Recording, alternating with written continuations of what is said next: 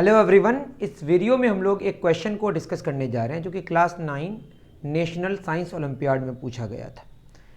वो पूछा गया था कब 2019-20 में। बड़ा अच्छा क्वेश्चन है ना।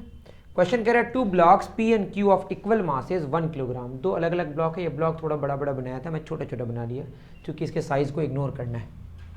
Of equal masses 1 kilogram are placed on a rough inclined plane.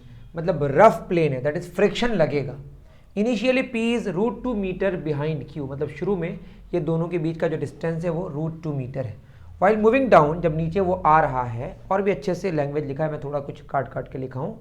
Blocks experience retarding force √2 Newton and 3/√2 Newton respectively. मतलब फ्रिक्शन लग रहा है P पर √2 न्यूटन और Q पर 3/√2 न्यूटन। क्लियर है? If the blocks are released simultaneously, जब release की बात करें तो समझ जाए इनिशियली जो वेलोसिटी है दोनों की वो 0 है। Then time taken to come on the same line, मतलब एक साथ दोनों एक ही लाइन में आ जाए, कितना टाइम लगेगा। फिर आगे एक क्वेश्चन है। इस क्वेश्चन को समझने से पहले हमें एक बात समझ जानी पड़ेगी। बहुत सिंपल सी बात है जो मैं यहाँ पे थोड़ा डिस्कस कर देता हूँ छोटा करके। अगर आपको आता है तो दैट इज़ गुड, आगे बढ़ जाइए।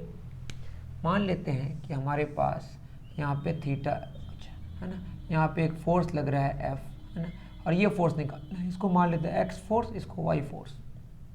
तो कॉस थीटा कितना होगा बताइए? ये होगा base by hypotenuse x by F. X कितना आ गया? F cos theta. उसी तरह y भी निकल जाएगा F साइन थीटा। क्लियर है? ये छोटी सी बात अगर आप जानते हैं तो काफ़ी इजी बात हो जाएगी। मतलब F को थीटा एंगल में अगर लेके आए तो F कॉस थीटा हो जाएगा। क्लियर है? अब मैं अगर P को अलग से देखूँ, P को, ये एक सरफेस में है, ठीक है, सरफेस को बनाने की कोशिश करी गई है। यहाँ पे मैं अलग से P को बना लेता हूँ, ठीक है, जगह की किल्लत है, थोड़ा छोटा बनाएंगे। ये हमारा P है। P पर फोर्स नीचे की तरफ क्या लग रहा है? mg। यहाँ पे कितना एंगल है बताइए? 45। तो ये भी कितना होगा? 45। ठीक है, तो इधर जो फोर्स लगेगा वो कितना होगा? ये mg, तो यहाँ हो जाएगा mg cos 45 डिग्री। नहीं दिख रहा है तो मैं बोल रहा हूँ बार बार, देखिए 45 डिग्री, ये 90, तो ये 45 डिग्री होगा। ये mg है, जैसे f का f cos थीटा आया था, mg का mg cos 45 डिग्री। और p में कह रहा है जो रिटार्डिंग फोर्स है, जो फ्रिक्शन फोर्स है, वो कितना लग रहा है? √2 न्यूटन। क्लियर है? बहुत छोटा सा फिगर बनाए। आई एम सॉरी अगर दिखाई नहीं पड़ रहा है तो थोड़ा सा आप कोशिश करें ज़्यादा इसमें क्वालिटी में देखने की। और मान लेते हैं ये पूरा एक्सेलरेशन a से जा रहा है और p का है तो p का मान लिए। तो नेट फोर्स का क्या फार्मूला होता है? इसका मैं लिख रहा हूँ, F नेट का फार्मूला होता है मास इंटू एक्सेलरेशन। यहाँ नेट फोर्स कितना लग रहा है? नीचे लग रहा है mg cos 45 डिग्री,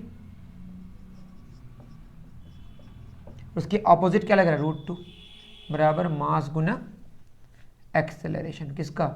P वाले का। मास कितना गिवन है? 1 इंटू जी, 10 cos 45 डिग्री का वैल्यू। अब g लेना बेटर होगा या नहीं होगा देख लेते हैं। अभी हमारा g है, g को g ही रहने दें, है ना, अभी इसको डिस्टर्ब नहीं कर रहे हैं। cos 45 का value 1/√2 minus √2 is equal to mass 1 into acceleration किसका? p का, है ना। मैं बोल रहा हूँ, आप मेरी बातों को ध्यान से सुने। तो क्या होगा? g/√2 minus √2 is equal to AP। तो AP का जो हमारा g minus √2 into √2, 2 divided by √2, ये आया पार्टिकल P का एक्सेलरेशन g माइनस 2/√2 या g/√2 माइनस √2। क्लियर है? वैसे ही हमारा किसका आएगा, इसको आप नोट कर लीजिए अच्छे से, Q का। तो Q भी तो इसी सरफेस में है ना। ये तो हम 3D में समझाने की कोशिश की है, मतलब है क्वेश्चन में गिवन।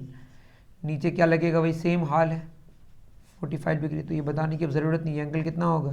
45। तो यहाँ कितना होगा? वही सेम mg। तो इधर कितना हो जाएगा? mg cos 45। इसका अपोजिट क्या लगेगा बताइए?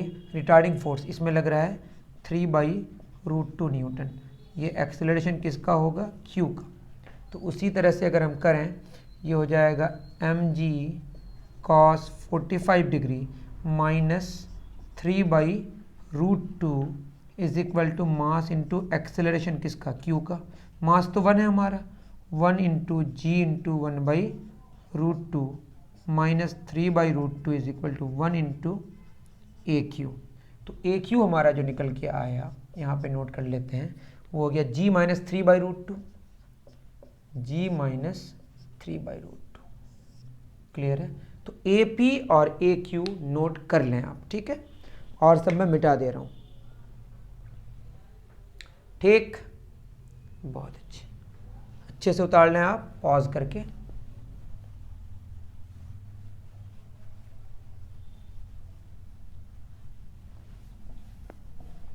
ठीक है, तो AP और AQ हमने निकाला।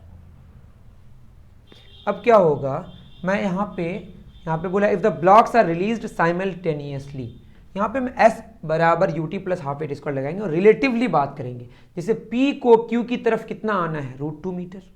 एक्सेलरेशन कांस्टेंट है, देख ही रहे हैं, G यहाँ पे और सब तो कांस्टेंट है, तो ये पूरा कांस्टेंट, ये भी पूरा कांस्टेंट। मैं अगर निकालूं एक्सेलरेशन किसका, P का Q के रिस्पेक्ट में, आप ये जानते हैं ना रिलेटिव बात है। जैसे मैं बात करूं कि एक गाड़ी आगे जा रही है 10 मीटर पर सेकंड से, उससे पीछे वाली गाड़ी उसको फॉलो कर रही है, वो आ रही है 15 मीटर पर सेकंड से, तो पीछे वाली आगे के रिस्पेक्ट में तो 5 ही मीटर पर सेकंड आगे जा रही है ना, घटा के निकालना पड़ता है। मैं कह रहा हूँ एक गाड़ी है जो आगे जा रही है, मान लेते हैं 5 मीटर पर सेकंड से, और पीछे वाली गाड़ी आ रही है 7 मीटर पर सेकंड से। अगर ये रुका हुआ होता तो हर एक सेकंड में इसके पीछे कितना जाता, 7 मीटर आगे की तरफ। अब चूंकि एक सेकंड में 5 मीटर आगे बढ़ गया, तो एक सेकंड में इसके नज़दीक ये कितना गया, 2 ही मीटर गया।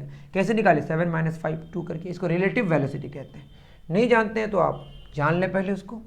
ये AP माइनस क्या मिलेगा, AQ। AP कितना, इसको रिलेटिव एक्सेलरेशन हो गया, जैसे यहाँ 7 माइनस 5 करके 2 आएगा, ये मान लेते हैं फर्स्ट का है और ये सेकंड का, तो वेलोसिटी 1 का 2 के साथ रिस्पेक्ट में क्या होगा, 7 माइनस 5 2 मीटर पर सेकंड। दैट इज पीछे वाला आगे के रिस्पेक्ट में कितना आगे जा रहा है, 2 ही आगे जा रहा है। क्लियर है? तो ये घटा के मिलता है जिसके रिस्पेक्ट में हम निकालते हैं। क्लियर है? APQ क्या होगा, AP माइनस AQ, तो क्या होगा, √2 सेम है यहाँ पे, तो √2 नीचे आ जाएगा, ये होगा G minus 2 minus G minus minus plus 3, G खत्म, 3 में 2 गया, कितना आ गया, 1/√2। तो एक्सेलरेशन जो रिलेटिवली आया 1/√2, जो कि कांस्टेंट है। क्लियर है?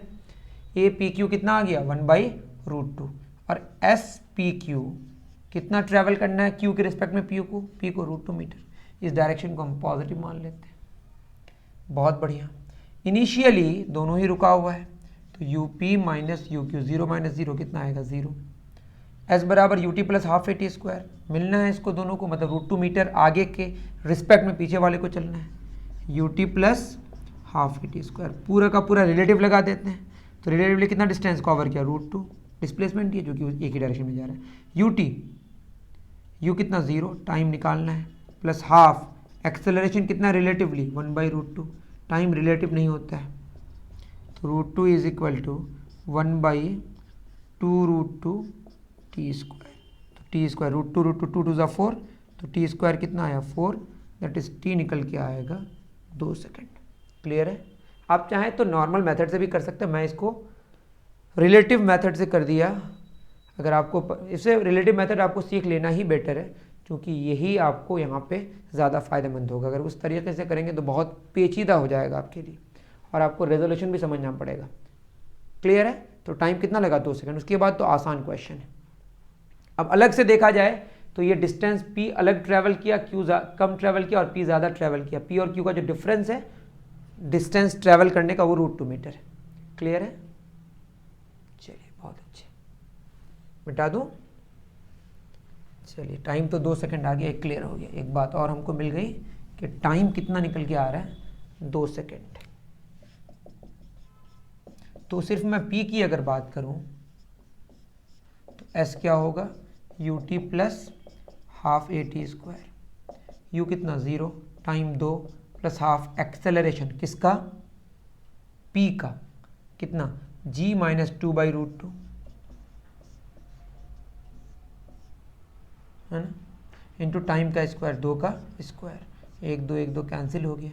तो जो S आया वो कितना, 10 में 2 गया, 8 गुना 2/√2, दैट इज 16/√2। √2 से मल्टीप्लाई भी करते हैं, √2 से डिवाइड भी, तो √2 2 2 8 कितना आया, 8√2 मीटर।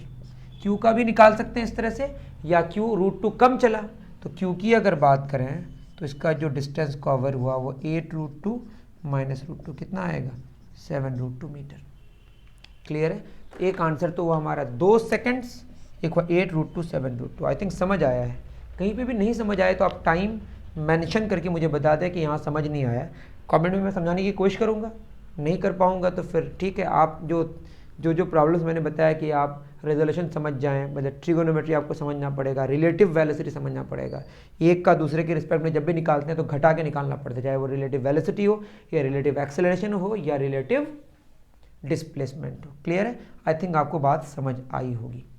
ठीक है, इसी तरह के क्वेश्चन को लेकर मिलते हैं फिर नेक्स्ट वीडियो में। Thank you very much.